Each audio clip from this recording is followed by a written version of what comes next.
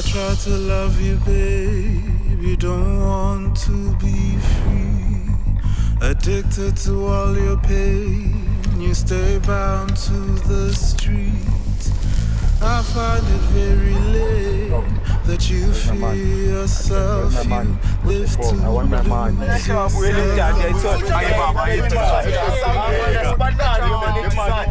I offer to be amazed. Got my bonds honey glazed.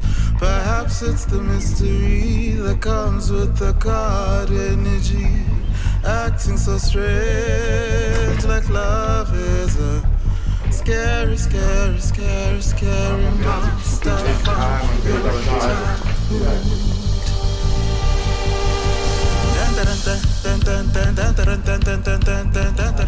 Hi and welcome to Cultural Arts Collective with Desire Marea, an amazing artist from South Africa. I'm really happy to have him here because he's playing the Vivid Festival very soon in June, and looking forward to seeing that as well. How are you going, Desire? I'm very well. How are you? I'm well. How's South Africa? What's going on over there? What's the weather like? It's actually quite cloudy. Is I think we're both just entering winter, Southern Hemisphere. That's right. You're the same as Yeah. us.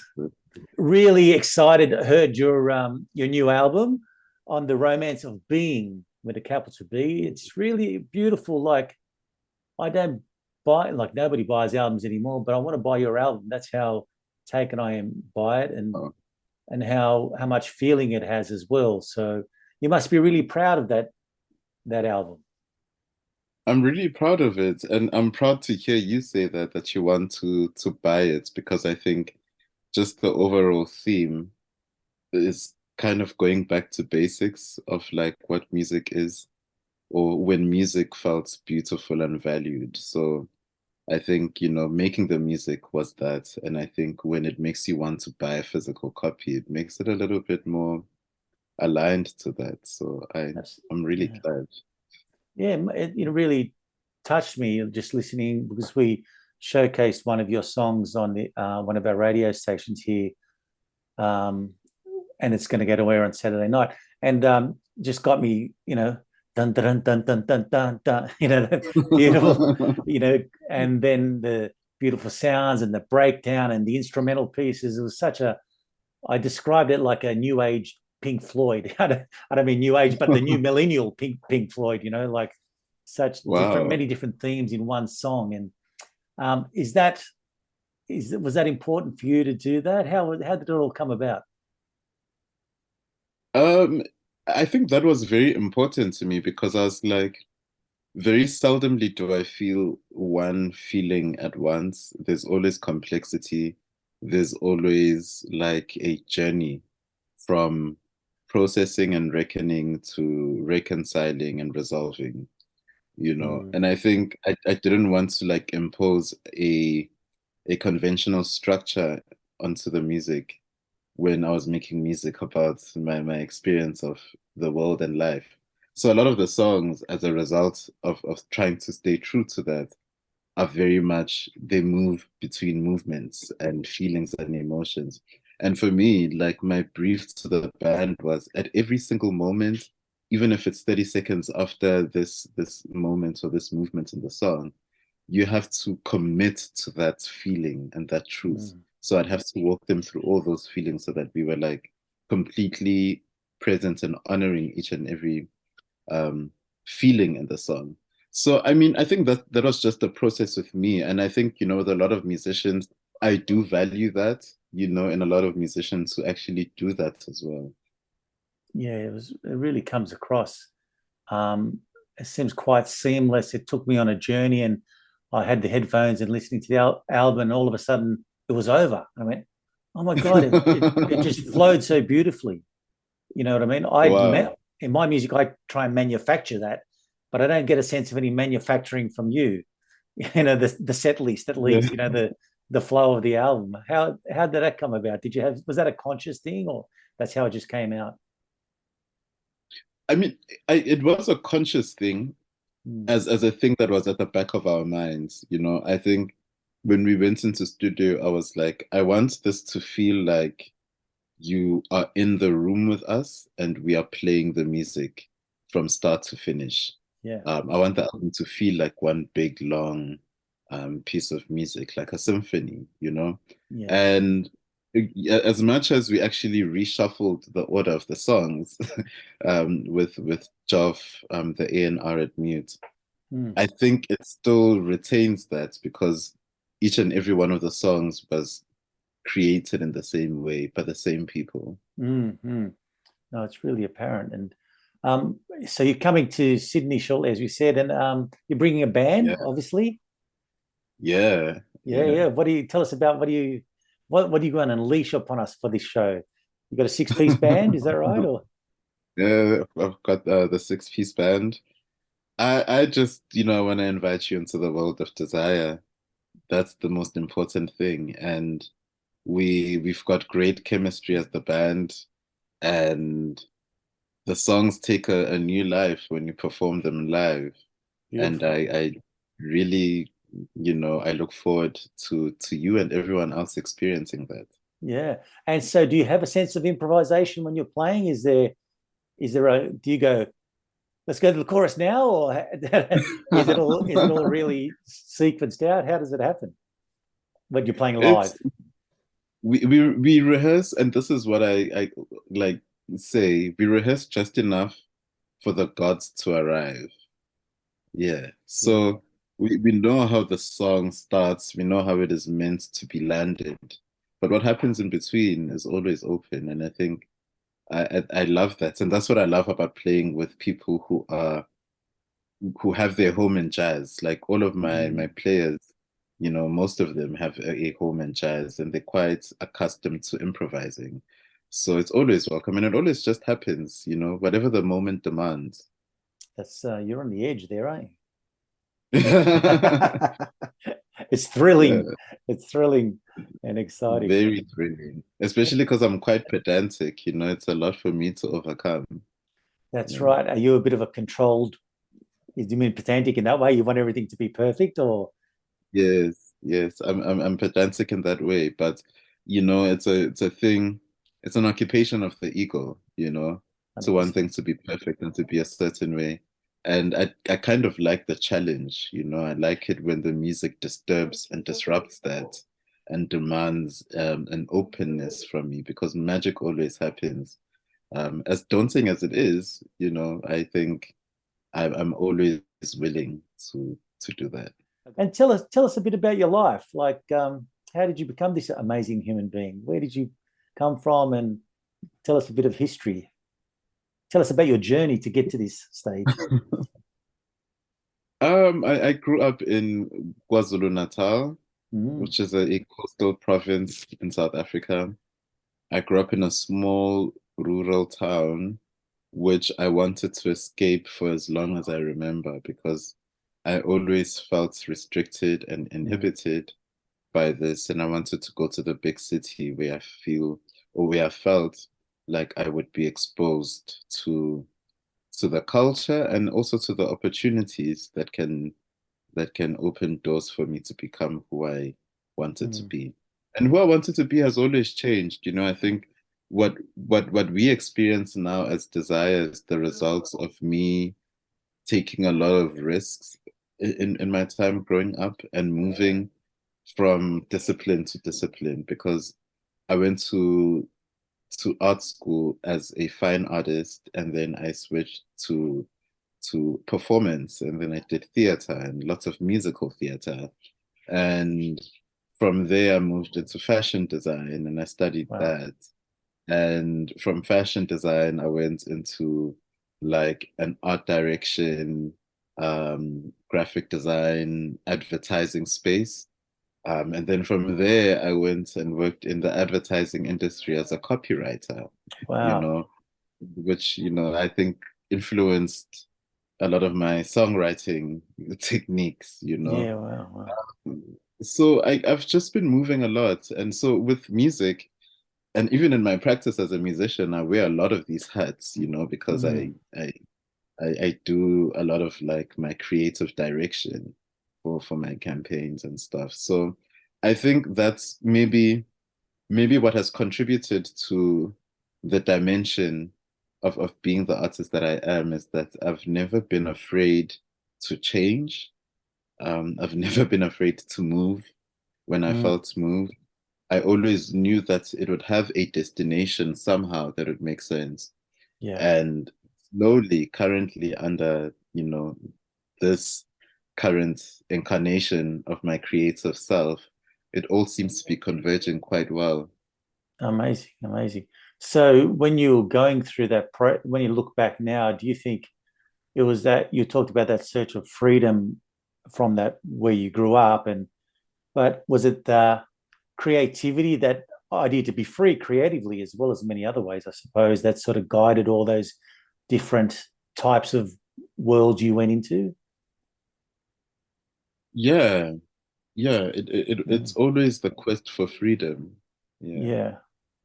it's always the quest for freedom that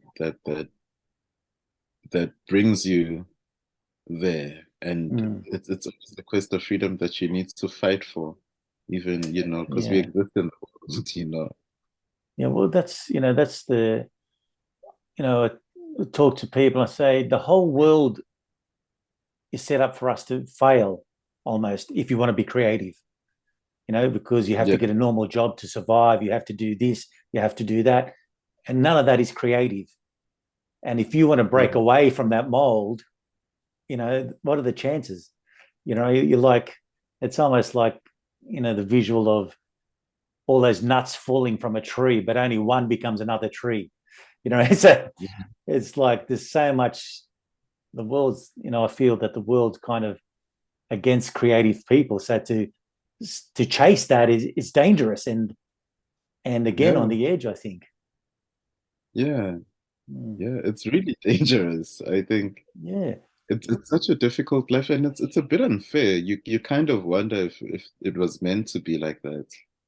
You know, Mm, you look for a lot of answers because it is difficult, yeah, and absolutely. you just wonder if there's any merit in it, in like the suffering. Yes. You try to find meaning in it, and not to say it should be romanticized because I mean it is unfair, but I personally wonder, like, is there like a bigger purpose? Is there something that I'm gonna realize, after taking all of these risks and Yeah, um, yeah. opening myself up to so much hardship for a beautiful idea, you know? Yeah, yeah, Um, yeah, yeah.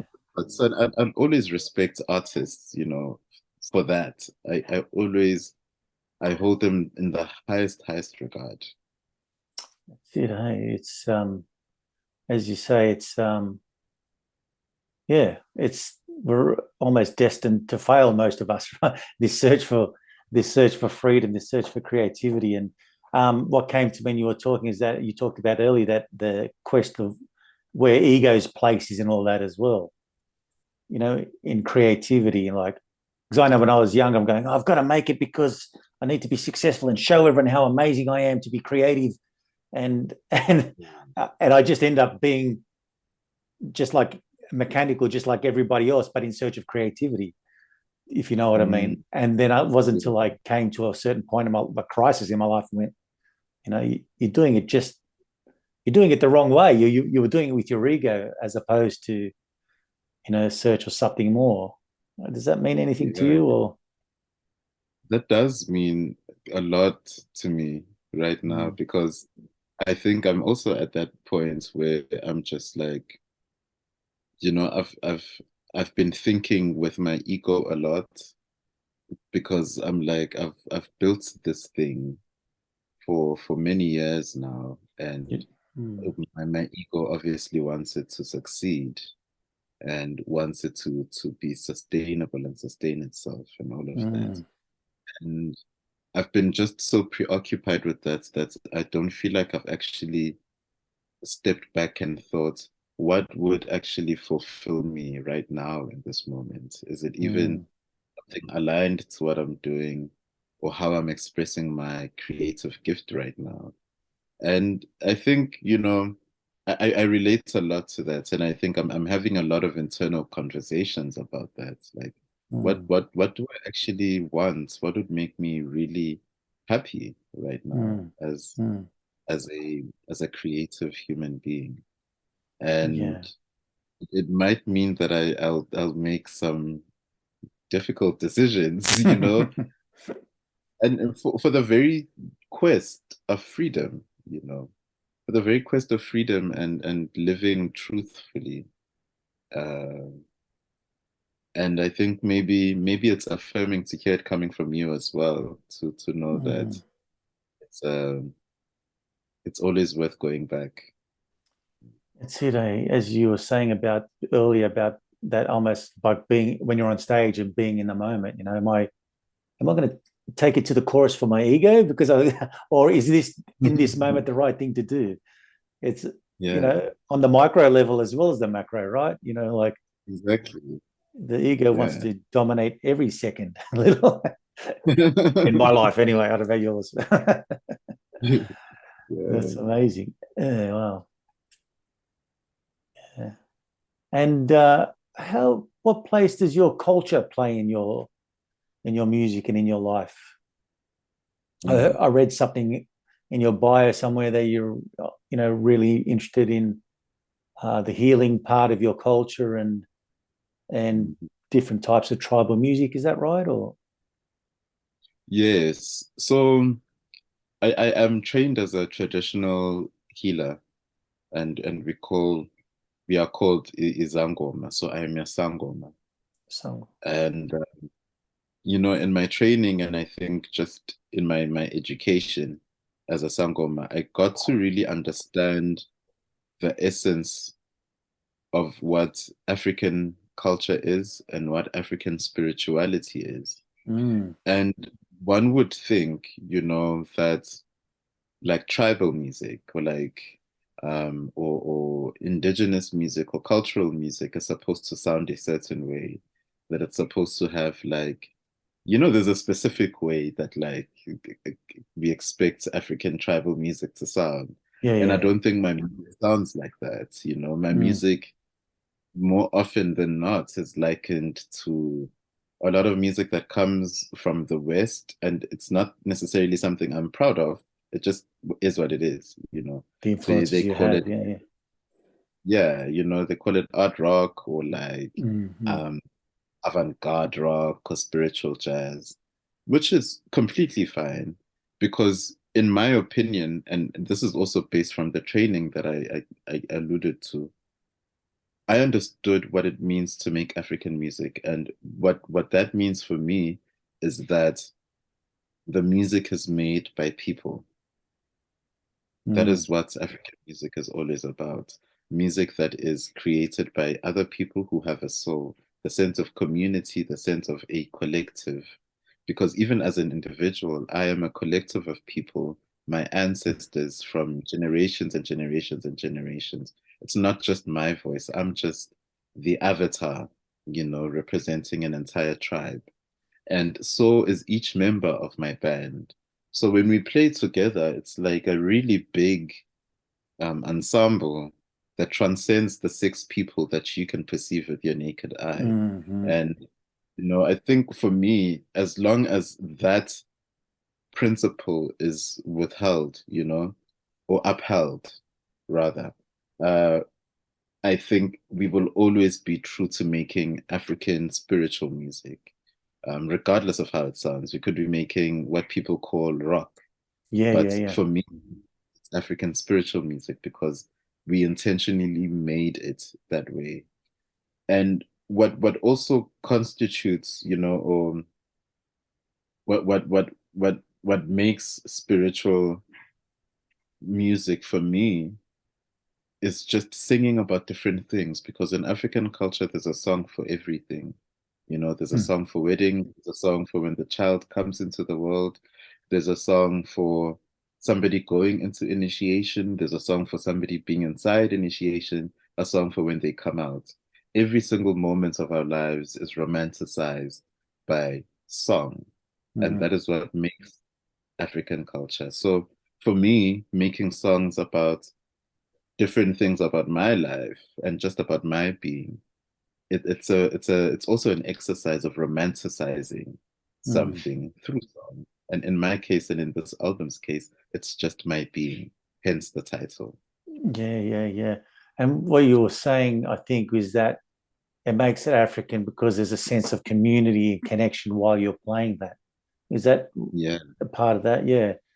And you know, I work with a Ghanaian musician. He talks about, as you say, there's a song for chopping down the tree. There's a, you know, there's a song Yeah. for this, there's a song for everything, which is that, but it's Yeah. also that spiritual, you know, it might have been lost in a lot of people. That's the way we see it with the First Nations people here, is that connection to land. You know, it's that Mm. respecting those elements while you're on that land. And that's a really Yeah. powerful thing, doesn't it? Because it grows from being me and you connected to me and you connected to the universe around us, I think. Would you say that from Exactly. your world as well? Or? Yeah. Yeah. Yeah. Definitely. It just raises it all on another level, doesn't it? It goes from this little idea of music to the universe. You know, it's just amazing. It really does. You know, the universe and being one with the universe, it becomes it almost starts to be very new agey in what it actually is. But it's Yeah. true. It's true. Well, Like it's what I sense from you is that you've inherited and learned that, you know, as you talked about your DNA and the generations before you, it's tradition that's been there for a reason, really. yeah. Yeah, it's not Yeah. some, you know, like when we see African people perform on stage, da da da da da da. But this is like you're learning about some serious connection to land and I think some of that comes through on your album, you know, because there's a real spiritual sense there. So you're doing a great job. Yeah. Your I'm ancestors will glad. be proud, man. Oh, thank you. I Yeah. sure hope so. And I Oh, know they are. yeah, man. I can feel it. You know, I 5 days ago I didn't know you, and now I listening to your album, I'm going, well, whoever this guy is, he's doing something amazingly well and connected. So, you know, and you know, it's me talking, but the world probably already knows that. It's just new to me. So I appreciate it. yeah, no, it's glad to hear that. And so, you know, the word happiness came to me and I thought, how is an amazing musician like you, when are you at your happiest, do you think? When am I at my happiest? Is it in a room Hmm. jamming? Is it playing? Is it meditating, learning your healing stuff? Is it shopping? I'm I don't happy. know. I'm happiest on stage. That's beautiful. Yeah, I'm happiest on stage. I can't liken that joy to anything. I love shopping too. It makes me happy. I love, you It's know, good to have money, isn't it? it's good Yeah. to have money. I love, being with my lover. I love being with my family. All of those things make me happy. But at my happiest is when I'm on stage. Why is that? Do you think? What is it? What is it about being on stage for people who are not on stage? What is it? What is it, do you think? Well, for me, it just feels like my truest self is affirmed by being on stage. And every moment when I'm not on stage, it's almost, there's a memory of it that I've been on Mm, stage that is mm, enough to sustain me and to sustain the existence of this true highest self of mine. And maybe the prospects of future shows and future opportunities to be on stage again and to do that. Um, but when I'm on it, I'm actually in the moment being affirmed by just that act of being on stage and channeling light through music and yes. being one with the music and being one with the band. I feel like it is my purpose to do that. And Mm, whenever I live out my purpose, it's bliss for me. yeah. You know, I wonder if you know, preachers feel the same, you know, when they're in church or whatever. You know what I mean? Because they're performing, because there's something about the energy of a space in a room and having an audience in front of you that really amplifies something, don't you think? Or Yeah, Yeah, there is something like that. It's very much like a sermon, you know, Mm, mm. very much like a sermon. And I reference a lot of preachers as well in like just Is that right? my music. Yeah. And I think that whole a preacher can't preach to a wall, you know, a preacher can't preach. That's right. He will hardly, he won't open up in the same way, you know. Mm, But in a room full of people, only then will he like transcend, because it's the gospel is the union of him and his gift with other people. And in yeah, the similar way for me as well, you know, the music itself, by definition, you could say it's what is on record, but in my opinion, the music is that it's what opens up when there's a crowd of people giving their energy to the music, and because of that, us expanding and the capacity becomes bigger, and we receive music in like the yeah, higher yeah. form. You know what I mean? Yeah, So it's absolutely. very much like the gospel. It's very Yeah. much like that. Yeah, it's amazing, isn't it? Because, think of people don't meditate by themselves, or they do, but there's always more energy when you meditate in a group, for instance, or something. Why is Yeah. that? You know what I mean? Like, and it's the same when you perform, as you say, you don't want to preach or perform to the wall, but when you perform with an audience, you're receiving so much as well, aren't you? Like, yeah, Yeah. that's really, really interesting, that concept of, and I think as we were saying, like the energy becomes higher or finer or something. And do you feel that? Don't you Yeah. feel the energy coming out through your hands and when you're performing? And I do. I do. Like I'll come out of there being like, what was that? You know? yeah, who was that? And I'll never get the answers, but it's all about the people. And this yeah, is why I struggled so much with COVID and like the virtual concerts and yeah, people trying to make the norm, because I was like, I love innovation and technology and the things that technology makes possible. I don't mm, want to be like a purist who still sets in their old ways, you know. mm, But at the same time, there are certain things that just need to be respected, you know. Just that yeah, moment, there's no connection on the internet that can recreate that, you know. yeah, And yeah, fantastic. And where do you see yourself what's in 10 years time? What's happening? What are you looking like in 10 years time?